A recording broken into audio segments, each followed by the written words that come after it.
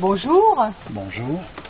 Alors j'aimerais parler aujourd'hui du jugement. Alors pas du jugement dernier, mais du jugement que l'on peut porter sur quelqu'un ou sur un acte répréhensible. Voilà.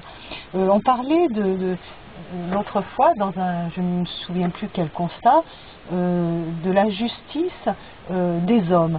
Alors tu disais qu'il y avait plusieurs justices. Alors il y a la justice suprême, la justice de Dieu évidemment, ça c'est une chose. Mais il y a aussi la loi sociale, la charia.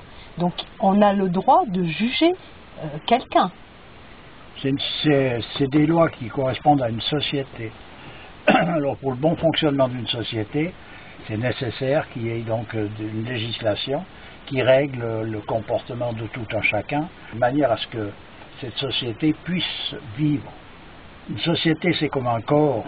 Elle a besoin d'un élément qui gère l'ensemble de son fonctionnement. Voilà. C'est ça la charia.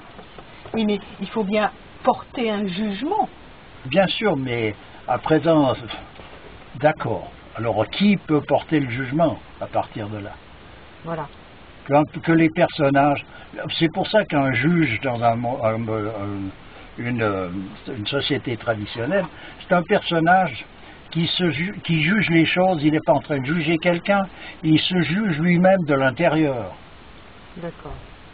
Autrement, ça ne peut pas faire. C'est pour ça qu'il y a toujours beaucoup de... Comment est-ce qu'il faut dire ça? Il n'y a pas la rigidité qu'on veut nous imposer actuellement, ou dont on nous parle dans certaines... Comme dans l'islam, on te dit, voilà, t'as volé, on te coupe le poignet, ici on te coupe la tête. Voilà. C'est pas comme ça que ça marche. Ça peut se finir comme ça, mais en désespoir de cause. Parce que le juge, lui, se juge lui-même quand il juge quelqu'un. Il n'est pas en train de juger un individu. Tu parles d'empathie, là? Est-ce qu'il doit être en état d'empathie? Non, il est comme un